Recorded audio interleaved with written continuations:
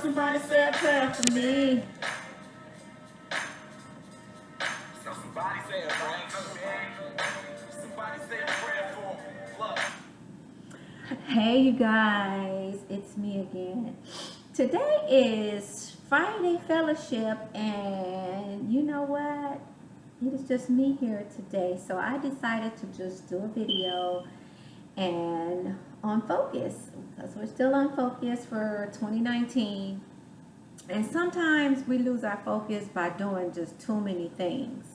And so, since it was Friday Fellowship, I wanted to just take it to the Bible and let you guys see what the Bible has to say about getting off focus and being distracted and doing too many things.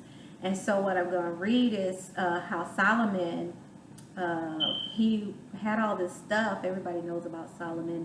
Was wealthy, and could do anything he wanted. He had enough money and friends and all that, and he could have just did anything he wanted, but yet he wasn't satisfied. Okay, and the reason he wasn't satisfied is because he was just doing too much. And sometimes we could just do too much. I'm trying to find my glass. Okay.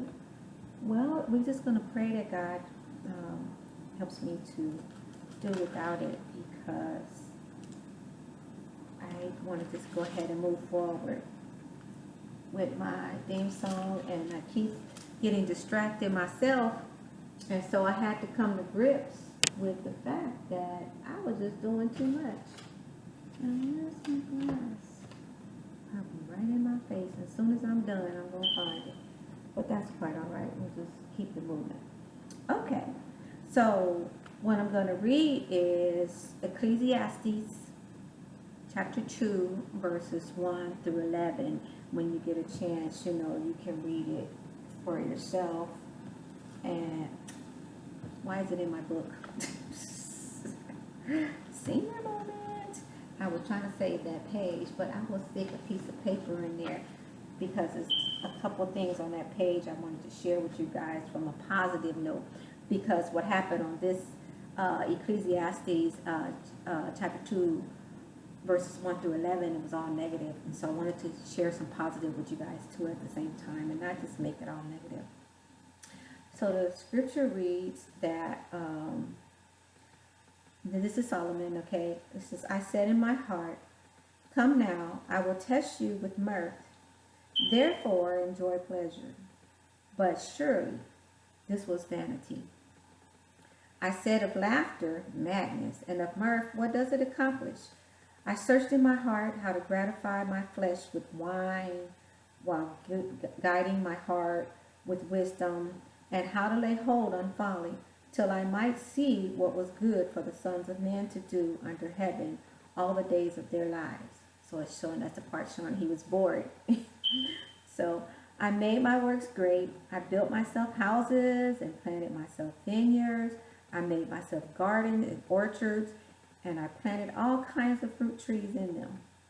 I made myself water pools from which to water the growing trees of the grove. I acquired male and female servants and had servants born in my house. Yes, I had greater possessions of herds and flocks than all who were in Jerusalem before me. I also gathered for myself silver and gold and the special treasures of kings and the provinces. I acquired male and female singers, the delights of the sons of men, and musical instruments of all kinds. So I became great and excelled more than all those who were before me in Jerusalem. Also my wisdom remained with me. Whatever my eyes desired, I did not keep it from me. I did not withhold my heart from any pleasure, for my heart rejoiced in all my labor, and this was my reward from all my labor. Then I looked on all the works that my hands had done, and on the labor in which I had toiled. So now he's checking himself out. And indeed, all was vanity and just grasping for the wind. There was no profit under the sun. So, with that, all that Solomon had, he he wasn't satisfied.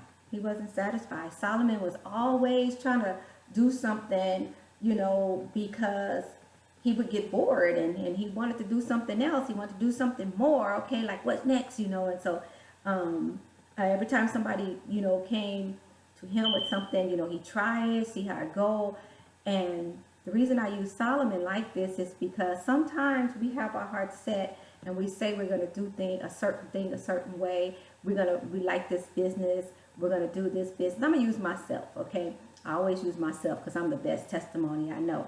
So, I'm a financial advisor. I call myself a lifestyle coach because my goal is to totally change your lifestyle. And so I coach you through changing your lifestyle. And that's what I have built my whole business for years and years, over 30 plus years, building my business around just that. I help people with their tax issues.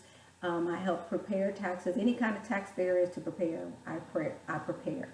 Okay, and I help people get their credit restored so that they can get into, like, if they want to get a home or a car, or if they're just trying to get a credit card, they can't even get the credit card. I help them to rebuild their credit to improve their lifestyle. So everything is about improving your lifestyle. So that's why I call myself the lifestyle coach. I'm grabbing a fan over here because, I'll be having my private summers. Ladies, y'all know what I'm talking about. So, okay. So, I'm using John Maxwell's advice on tonight, and I'm going by what he wrote about basically doing too much and having your hands in too many pots. So let me just use his example of what to do when you find yourself in a situation like that. Because like I said, I'm a lifestyle coach, but people would come and approach me with the sanitary napkins. Everybody knows I was doing the sanitary napkins. Then, the vitamins and then the painting and pest control. I started that, so my sons could have something to do. I was thinking about my sons, and that would be something that they would carry on. But see, that's a problem too, because you might have in your mind that, oh, this might be good for them, but they're not thinking about doing that. They don't want to do that. So you need to confer with those people, or whoever it is, your kids, or whoever it is that you think that it might be good for. You might want to consult with them before you get yourself into that thing, because it might be something that they don't even want to do. It's just your interest. It sounds good and look good, and you see where the profit would be for them, so you find your hand in that pot, but you can't control it because you're busy over here doing what you're supposed to be doing, but you got all this other stuff over here that's just sitting or not being controlled or half done because you get in where you can fit in, and so we're going to show you what we can learn from Solomon tonight, okay? So, I'm going to read what he has here. He says, Solomon's costly mistakes. The king of Israel, he desperately pursues several unrelated goals in a vain attempt to satisfy himself. The scripture that we read, Ecclesiastes chapter 2, verse 1 through 11, provides a good example of a leader who didn't know how to get what he wanted. Okay? So by the time Solomon wrote these words, he had reached a high level of success. As he said, he had gold, he had silver, he had flock, he had servants. His servants was having certain servants and giving him more servants. So he had it all. He had everything, houses and everything, okay? But he wasn't satisfied, okay? So he couldn't put his finger on why fulfillment continued to escape him. Why? He didn't understand why he wasn't satisfied with all the things that he had. Okay, so because he lacked focus, he searched high and low, experimenting with all kinds of goals, yet never achieved satisfaction. Okay, sadly, and just because you're wealthy don't mean you're satisfied, because there's you out there like, I made $10,000 this month. Yeah, but are you satisfied? Are you happy? Are you content with your, with what you're doing? So sadly, he attempted to solve an inward problem because it was inside of him, just like it's inside of you. And what my problem was inside of me, um, he tried to solve an inward problem with an outward solution.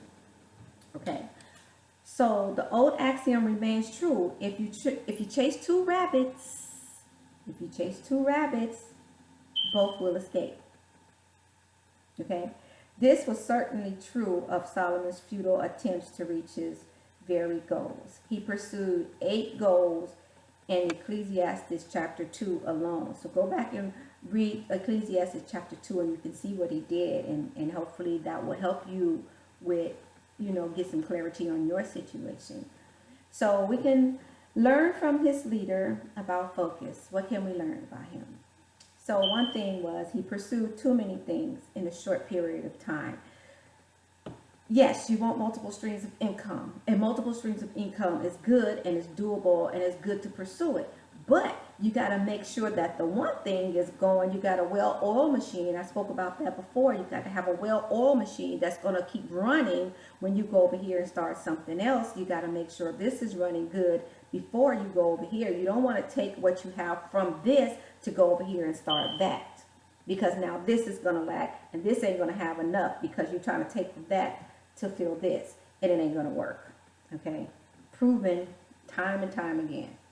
So 2, he pursued the wrong goals to reach his desired outcome. Okay, you got to set goals that are pertaining to what it is that you're doing, what you need to do to grow where you are, and what your main business or your main goal. You have to focus on that, okay? And you have to make sure that those goals are going to give you the outcome that you need to grow. So his number 3, his self-serving goals were all wrong. He was selfish. Even though he was kind, he was still selfish because he was building all this wealth and having all these things, but he wasn't really trying to do the things that was necessary to help somebody else. Number 1, you got to help others. You got to give back. If you're not giving back, then that right there will make you lean towards failure too, because you got to have a way to give back, even if it's just a little thing. There was a time, I spoke about this before too, there was a time I wasn't working, I didn't have a job, and so what I would do, I had no tithes to pay, so I would clean the church in between services, and that was my way of tithing to the church. I would just clean the church in between service. Okay, so that's number 4. Let's move on because it's a lot. I want to get through it. He despaired because he never identified what he really wanted. If you don't know what you really want, and where you're going, what you're trying to get to, you just spinning your wheels. You got to know where you're going. You got to set sure, specific, clear goals on what it is that you're trying to accomplish, and then set yourself a plan to get there, a plan pertaining to that thing to get there to where you want to be. Okay, so he has a checklist for making decisions. Okay, so Solomon eventually did narrow his focus, but it took him a lifetime and an entire book to do so. And Ecclesiastes chapter 12, it talks about, when he finally got to a point of doing what he really needed to be doing. He finally determined what really mattered and what he really wanted. Okay, that's in chapter 12. So how about you? Okay, have you figured out your focus and what you should be focused on? How do you make major decisions? Do you have a way of determining your focus based on what really matters or what really counts? Okay, consider the following checklist as you make decisions about where to invest your time and energy when faced with the decision. Ask yourself a couple things. Okay, now I'm gonna give you a couple seconds to get a pen and some paper so you can write these questions down and really ask yourself, if you're trying to be in leadership, you're trying to run a business, you're trying to start ministry, you need to have clear focus on what it is that you want to do. Even in ministry, you can't just say, oh, I want to be a minister, I want to do this. You got to know what it is in ministry that you're trying to do. Are you trying to go feed the homeless? Are you trying to start a church? What are you trying to go out and give personal hygiene just to women? You trying to start a shelter? What is it in ministry that you're trying to do? You know, you want to focus on empowering women. You want to go through transitional, helping people going through transition. And what kind of transition are you trying to help people through? Is it drugs, getting off drugs? Or is it people who are just struggling and need a little boost to get back on track? That's transition too. So you got to be very clear about what it is that you want to do in ministry and in business. And when in your business has to be something that you really have your heart set on. You can't just jump on the bandwagon because you want to help your friend with what she's doing at the moment or he's doing at the moment. You know, if they have a business, they're doing good at it, and it's a network marketing company, and you want to come into the network marketing just to help them out with what it is that they're doing, but then you don't have a heart for that. You don't have a mindset for that. And plus you already got this business right here that you're trying to do. So now you just set yourself up for failure because you're trying to do too many things, too many hands in the pot. Okay, keep your hand in your pot. Me and my sisters used to all be in the kitchen at the same time for the holidays. You know, we'd be in there cooking, and this one might be on greens, and I might be on macaroni and cheese, and this one over here is supposed to be doing the turkey, but everybody in everybody's pot, and it was just chaos in the kitchen, and the men would hide. And they didn't want to have nothing to do with nothing going on in that kitchen. So we had to sit down and have a tete-a-tete. You stay on greens. If you on greens, you stay on greens. If you on cornbread, cook your cornbread and don't worry about what I'm putting on, what kind of cheese I'm putting in the macaroni and cheese. Okay, so it's the same scenario. And it's not being rude or disrespectful or unsupportive. You just have to keep your hands in your pot so you can focus on what you're supposed to be doing. Okay, so you guys should have your pen and paper by now. And here are the questions, okay? Ask yourself these questions. One, is this consistent with my priorities? Okay, I'm not even going to suggest the answer. I'm just going to give you guys the question because it's something that you have to figure out in your own mind what it is, what the answers are to these questions, okay? Because it's for you, it's to help you. So again, that was, is this consistent with my priorities, okay? And so question number 2, is this within my area of competence? Is this something that you know how to do? You know, is this within my area of competence? Can I do this thing? Is my heart in it? Okay.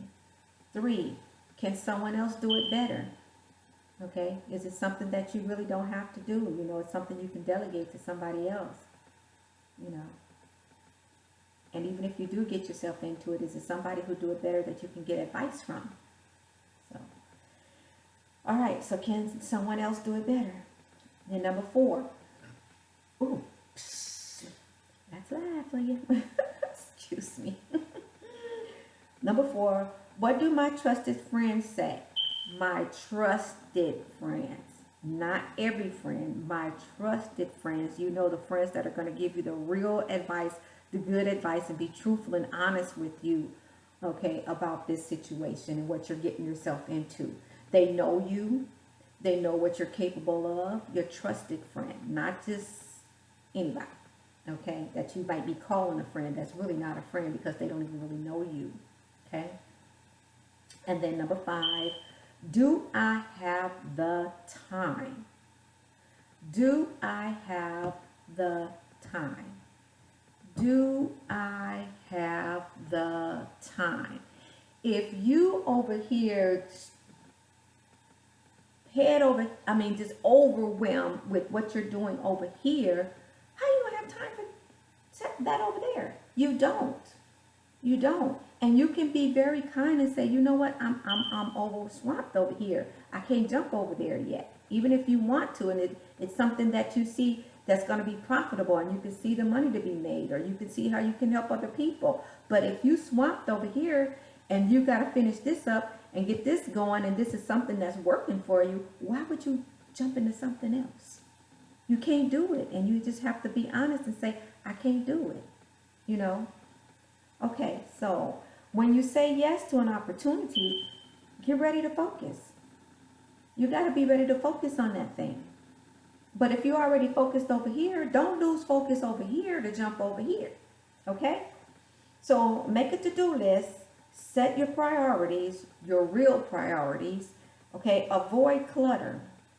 I'm decluttering right now. As you see, look over there on the counter. You see that stack over there? I got to get that done, but I got a whole bunch. You know what? I'm going to do a sermon on declutter. Okay, so pursue excellence. That's our E in flair. Excellence, exceptionalism, okay? Be the exception.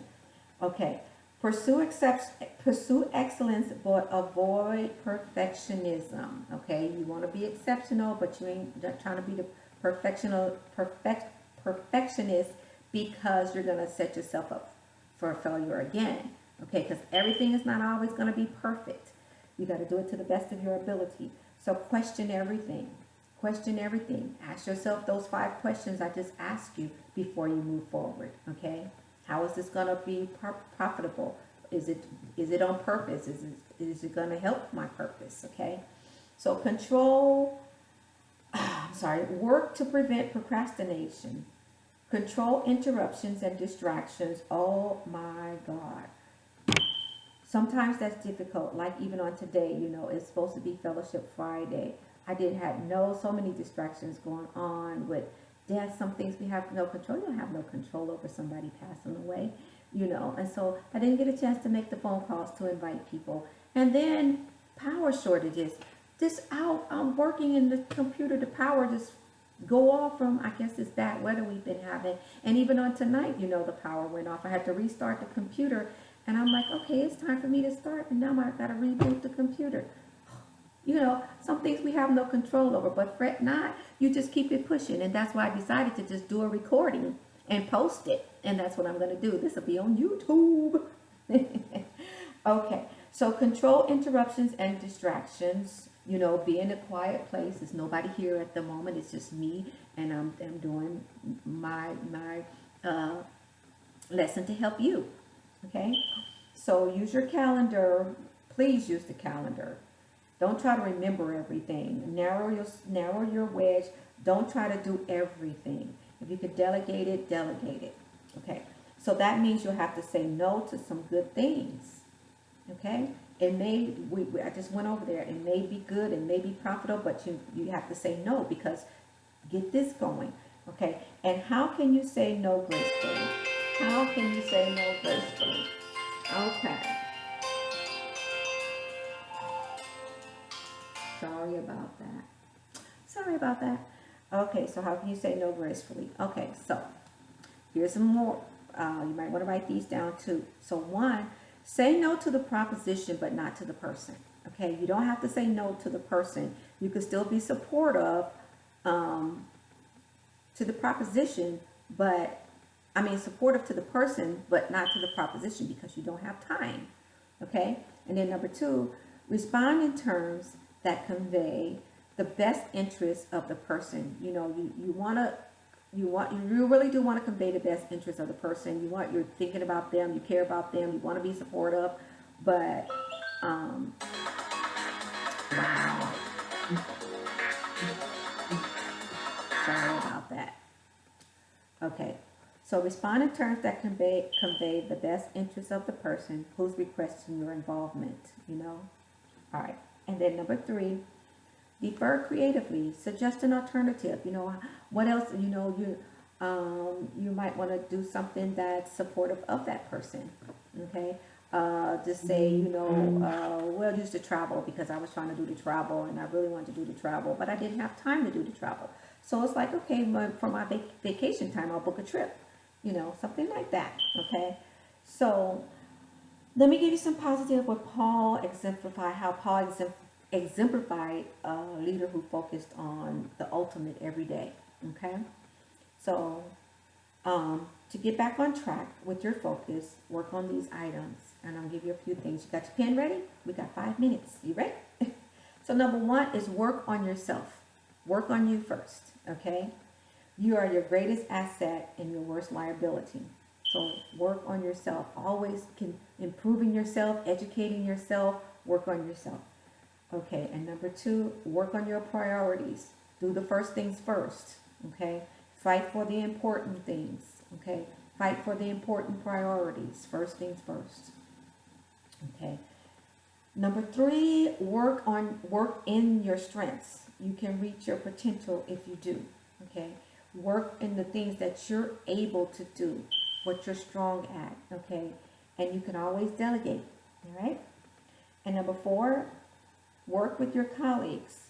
You can't be effective all alone. Now, everybody that I know that give advice about business, they tell you you can't do it by yourself.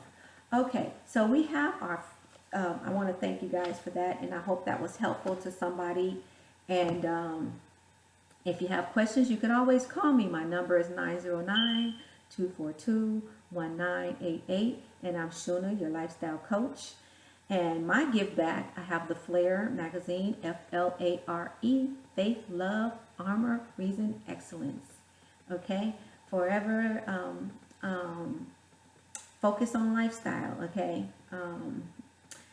I have other affirmations that I use for Flare, but the main thing is faith, love, armor, reason, and excellence. Okay, now we have our first women's retreat coming up in May. I'm so excited about that because we're going to be in beautiful Riviera Maya in Cancun and Vidante Resorts. So if you're interested in that, you can give me a call, or you can go to ShunasTravelPros.fun, because we want to have fun. Or you can go to theflaremagazine.com and click on shop and then travel, and there's information in there about the itinerary of what we're going to be doing, some other trips that are coming up this year. So looking forward to whatever God has for me. You guys keep me in your prayers, and pray for distractions to be removed, because that's my number one thing is distractions coming up all the time. And sometimes, like I said, with that power, it's things we have no control over, and that's when you start to pray. So I'm asking you guys to keep me in prayer. And again, if you want to join us on our trip on it's May 14th through the 20th. We are taking your deposits right now. It's more like a payment than a deposit, because we're already in February. So you can go online. There's options to pay a certain amount, so you can choose the amount that you want to pay. And once you pay, then you'll get your itinerary in the mail, and your instructions on what to do, what not to do, what to bring, what not to bring, all the excursions that are happening. I'm very excited about the catamaran. I want to do that. We're going to take a catamaran to a private island and do some shopping and have some lunch. They're going to have a lunch spread set out for us.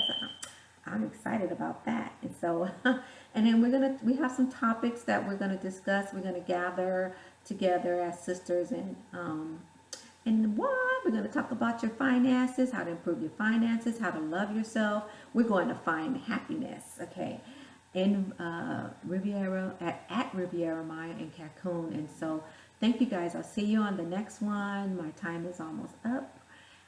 Thank you those that keep listening and bearing with me and encouraging me to keep going. I thank you for your prayer and your love and your motivation, and for watching. And so till next time, God bless you. Heaven smile upon you. In the name of Jesus, I thank you. Thank you. Thank you. Oh, I didn't do my focus song.